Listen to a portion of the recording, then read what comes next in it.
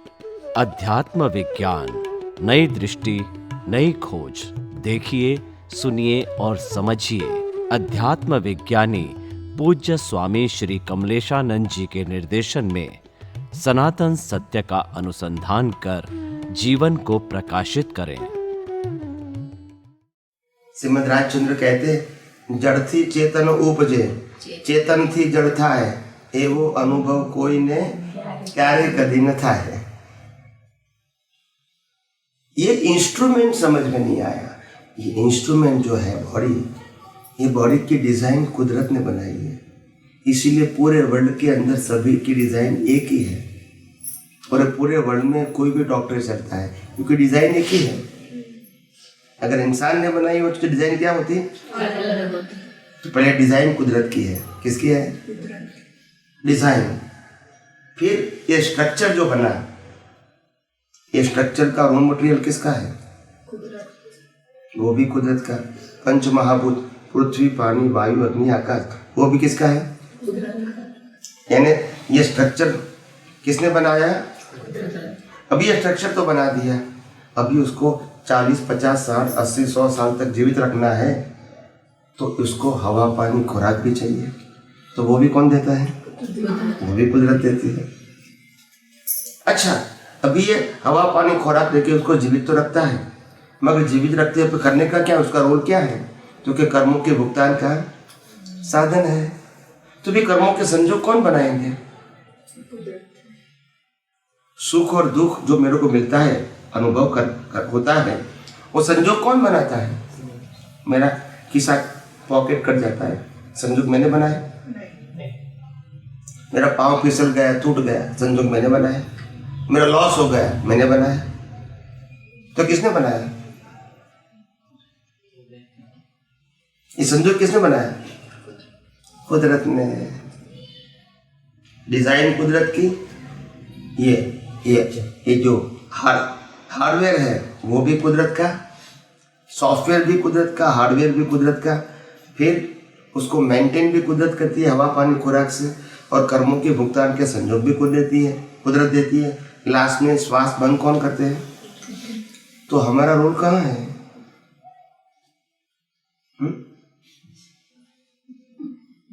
नहीं, हमारा रोल कहाँ है? Where is our freedom? कुदरत कहती है मैंने श्वास लेने की स्वतंत्र शक्ति किसी को नहीं दिया है। दिया है? नहीं दिया है। अगर श्वास लेने की शक्ति आपके पास होगी तो फिर आपको ध्यान रखना पड़ेगा कि चलता है कि नहीं चलता है। बाद में दूसरा काम करो, पहले तो देखना पड़ेगा। देखो, कुदरत कहेंगे मैं शक्ति नहीं दिया है आपको, ये तो जानबूझ के नहीं दिया है। अगर मैं आपको शक्ति दूंगा तो पहले आपको ये ध्यान रखना पड़ेगा, तो फिर आपका काम नहीं होगा। दूसरी बात, अगर श्वास आप लोगे तो फिर रात को नींद नहीं आएगी, फिर कौन लेगा? आपको जागना पड़ेगा। तो इसीलिए मैंने आपको पावर नहीं दिया है। आयुष्य कर्म के मुताबिक श्वास चलता रहेगा। तुम जागो या सो जाओ, तुम भान में हो या बेभान में हो, मगर श्वास एज पर योर आयुष्य। इसमें आपको कोई दिक्कत की जरूरत नहीं, कोई एफर्ट की जरूरत नहीं है। तो जब श्वास लेने की स्वतंत्र शक्ति हमारे पास नहीं है, तो जिस श्वास से ये मन, वचन, काया चलता है, क्या उसमें हमारी फ्रीडम हो सकती है? नहीं हो सकती है, नहीं हो सकती। जब श्वास लेने में नहीं है तो फिर मन, वचन, काया में कैसे हो सकती है?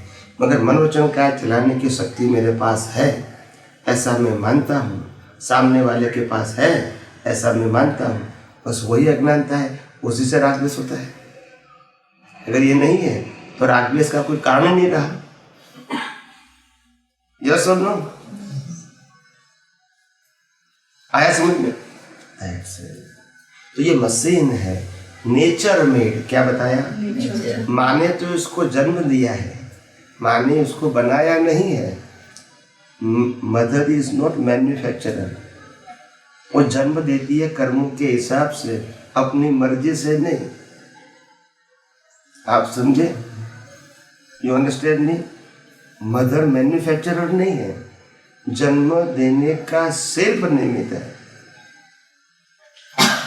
मैन्युफैक्चरिंग तो कुदरत का है और पूरी लाइफ कुदरत का ही रोल है। उसमें हम कुछ नहीं कर सकते। और कुदरत क्यों करती है? पिछले अवतार के कर्मों के फल स्वरूप। कुदरत अपनी मर्जी से कुछ नहीं करती है, कर्मों की भुगतान के लिए वो संजोग बनाती है। जैसे पैदा होते ही माता पिता मिलता है, क्या हमारी चॉइस है? क्यों चॉइस नहीं पे?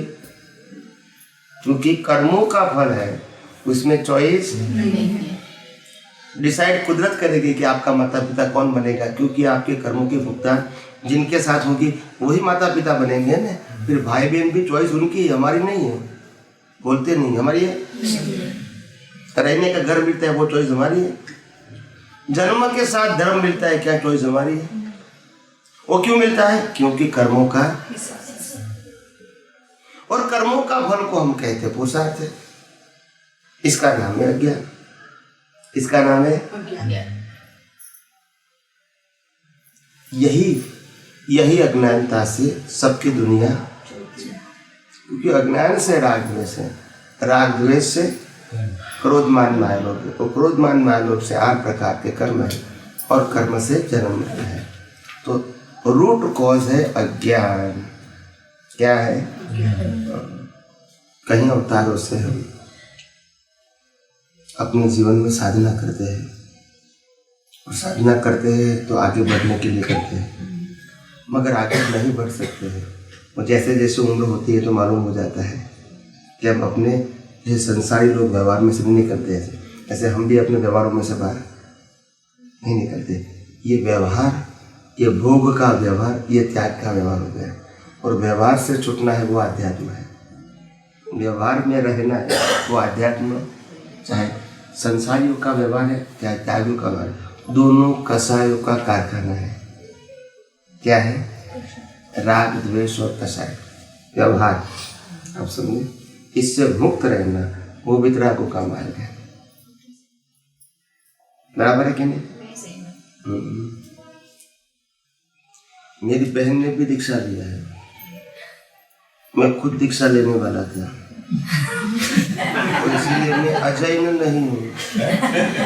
नहीं, कभी दिमाग में ऐसा होता है कि कोई प्रवचन सब जगह पर जाते, वो क्या अपना रहता है ना पंडित जी, उनको साथ पढ़ते हो। इधर अमेरिका में सब जा नहीं सकते, महाराज साहब बिहार जाके इधर सब जाते प्रवचन देखते, छोटा छोटा गाँव में।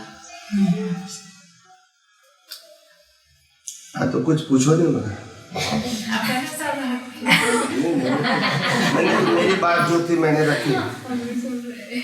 नहीं सुनते तो अच्छी बात है, अगर कुछ ऐसा कोई कंफ्यूजन है तो आप बता सकते हैं। मेरा कहने का मतलब अगर एक कंफ्यूजन भी दूर होएगा तो आपकी प्रगति फास्ट होगी। कंफ्यूजन दूर करने का मतलब अपनी दृष्टि को करेक्ट करना है, व्यवहार को बदलना नहीं है। आप समझिए, इसलिए व्यवहार में कोई परिवर्तन नहीं होगा। एक बार मगज में आ जाते हैं तो बार बार उनको विचार क्यों आते? एग्जाम्पल दो। हाँ, मैं इधर बैठे और मैं कुछ मकान में काम कर रहे, वो बार बार क्यों विचार आते? कुछ बोलना चलना हो गया, वो बार बार क्यों विचार आते? वही संज्ञा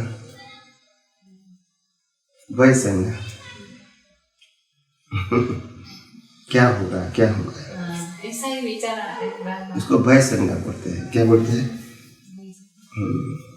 ये होगा, प्रकृति को होगा। प्रकृति से मुक्त ऐसा शुद्धात्मा है, तो ये प्रकृति की कुदरत रचना है।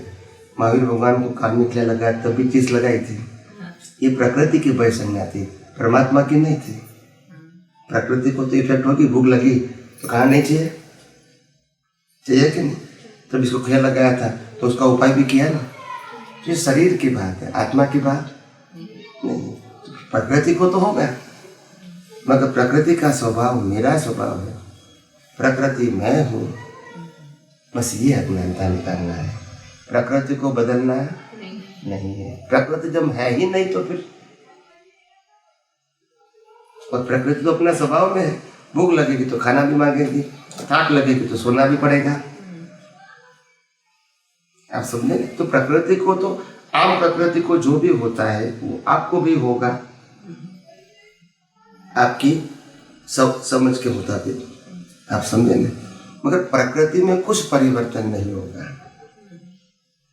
जन्म से मौत तक जिस प्रकार से आप लेकर आए उसी प्रकार से वो निकलेंगे, उसमें कोई चेंज नहीं होगा। मगर आप आपकी दृष्टि बदल सकते हैं या तो भाव बदल सकते हैं, और जैसा भाव वैसा, जैसी क्रिया वैसा भाव नहीं। आप समझे, तो ये बात हमको समझनी पड़ेगी।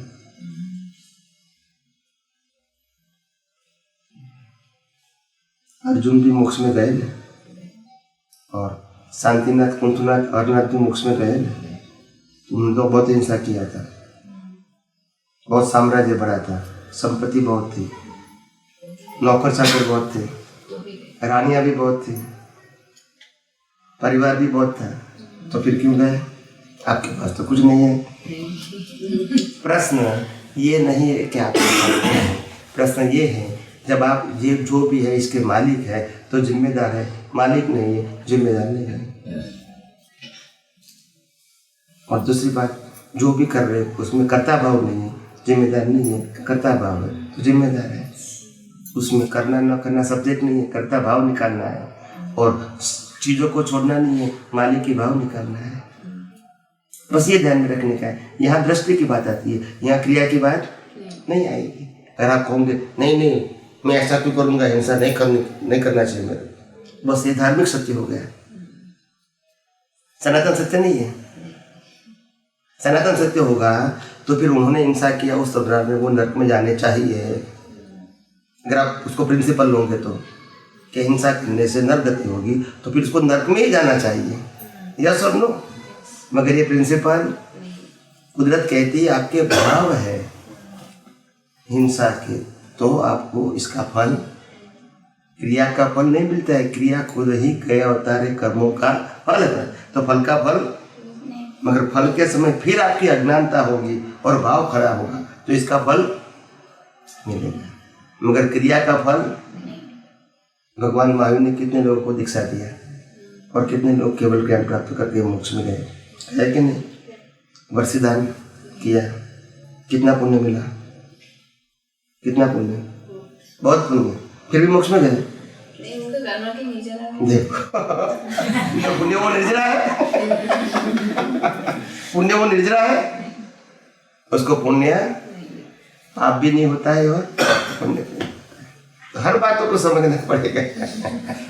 तो इसीलिए मैंने कहा मैं अध्यात्म विज्ञान जैसे जैसे समझोगे तो आपको आपने भी करवाते हो ना, निरंतर्यामी परमात्मा आप सब जीव मात्रा में हो, यानी पूरा प्रार्थना करते हैं और उनको रिक्वेस्ट भी करते हैं जगत कल्याण हो, जगत कल्याण हो।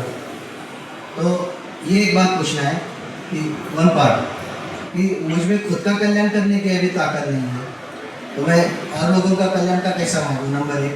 नंबर 2 कि आत्मा का जो स्वभाव है यानी तो वो निष्क्रिय है, ऐसे भी बोला जाता है। और तीसरी बात ये है कि ऐसे भी बताया है इनफाइनाइट पावर, अनंत शक्ति, अनंत सुख, तो ये भी बता दे। तो जरा इसके बारे में थोड़ा समझाओ, थोड़ा यहाँ थोड़ा कंफ्यूजन है। सबसे पहली बात यह है कि आत्मा जो है वो प्रकृति के गुण से शून्य है और अपने गुण से वो भरपूर है, निर्गुण नहीं है। आप समझे ना? आत्मा प्रकृति के गुण से वो शून्य है, यानी उसके एक भी गुण नहीं है, मगर उसमें तो आत्मा के अंदर तो अपने गुण तो भरे हुए, प्रकृति का गुण एक भी नहीं है। इसी हिसाब से प्रकृति के गुण से वो जीरो है, उस खुद जीरो नहीं है। इसलिए दादा भगवान ने कहा आत्मा का एक भी गुण प्रकृति में नहीं है और प्रकृति का एक भी गुण, तो आत्मा में गुण नहीं है ऐसा नहीं है, प्रकृति का एक भी गुण नहीं है। ये पहली बात। दूसरी बात ये आपने पूछा कि भाई ये आत्मा जो है वो तो मेरा कल्याण नहीं हुआ है तो दूसरे का कल्याण के लिए मैं कैसे प्रार्थना करूं, ये आपने बताया। देखो ये जो समशरण मार्ग है वो समशरण मार्ग एक दूसरों के लिए आगे जाने के लिए सहायक है, नहीं तो कोई आगे जा भी नहीं सकता है। हम एकेंद्रिय से पंचेंद्रिय में आए, वो भी सहाय से आए, अपनी पुरुषार्थ से नहीं आए।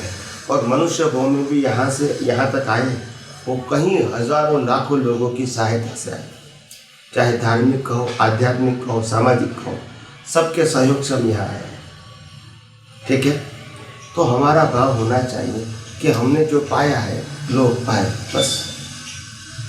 और वो भी भाव की बात है, उदय तो संजोग के आदि में भाव तो कर सकते हैं ना, बस। ये समझ गया, लेकिन फिर भी प्रकृति का अलग और ये अलग। मैं तो प्रकृति हूँ, फिर भी मैं उनसे प्रार्थना करता हूँ, तो और उनको इससे कुछ लेना देना है नहीं, तो फिर उनको क्यों प्रार्थना करता हूँ? आत्मा की हाजिरी से ही तो प्रार्थना होती है। हाँ। आत्मा खुद तो प्रार्थना उसके करता प्रकाश नहीं। से अस्तित्व है ये। आत्मा की हाजिरी के बिना तो आपका अस्तित्व भी नहीं है। नहीं, बराबर। वो खुद तो प्रार्थना करेंगे नहीं, क्योंकि उनको तो जरूरत नहीं है। देखो, ज्ञान मिला, पुरुषार्थ धर्म मिला, ठीक है, इसमें मीडिया कौन है? आपको ज्ञान मिला, हाँ, ज्ञानी चाहिए, चाहिए, आप भी चाहिए, चाहिए। दो बॉडी की बात हो गई, हुई कि नहीं? अभी ज्ञान देने के लिए मिलने के बाद मैं और किसी को ज्ञान मिले ऐसी प्रार्थना करता हूँ, तो बॉडी की बात हुई नहीं। ज्ञान का डाइजेशन अंदर करना है, मगर मिलता है तो फिजिकल बॉडी के माध्यम से नहीं। तीर्थंकर भी जो कुछ देते हैं तो विदाउट बॉडी देते हैं।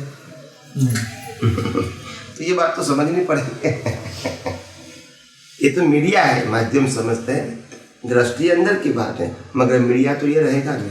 आज मैं सत्संग करता हूँ आपके सामने, अगर ये मीडिया नहीं है तो कर सकते हैं? तो मीडिया तो है, मगर मीडिया के पास स्वतंत्र शक्ति नहीं है, ये समझना पड़ेगा। ज्ञानी पुरुष के पास भी स्वतंत्र शक्ति नहीं है और तीर्थंकर के पास भी नहीं है, मगर मीडिया तो बन सकते हैं ना, किसी के लिए सहायक तो बन सकते हैं ना। मेरे पास भी स्वतंत्र शक्ति नहीं है, मगर मैं सहायक बनता हूँ। आपके पास भी नहीं है, आप सहायक बन सकते हैं। तो बनने का भाव का बीज डालोगे तो फल आएगा ना, बीज नहीं डालोगे तो। आज ज्ञानी पुरुष को ज्ञान हुआ और ज्ञान प्रकट होने के बाद इतने सारे महात्माओं को उन्होंने ज्ञान दिया, तो क्या भाव बिना भाव सबको दिया? तो बात तो समझनी पड़ेगी ना, ये भाव का ही तो फल है। ये जो चेतन है, ये चेतन को हम रिक्वेस्ट यानी ये करते हैं, तो वो तो डायरेक्टली उसका सिर्फ प्रकाश उसमें हम लाए हुए, लेकिन ये जो होता है वो उसका आगे का यानी ये कुदरत सुनती है और कुदरत करवाती है, ये सब इसका तो प्रकाश है। भाव आपका पुरुषार्थ है और क्रिया कुदरती रचना है, और बिना भाव कुदरत कुछ नहीं कर सकते। ये भी साथ में रखना पड़ेगा। अच्छा, यानी यहाँ भाव डालो कि बस कुदरत और ये। महावीर को भी महावीर की पूरी लाइफ पिछले अवतार के भाव से ही मिली थी। बिना भाव कुदरत संजोग नहीं दे सकते,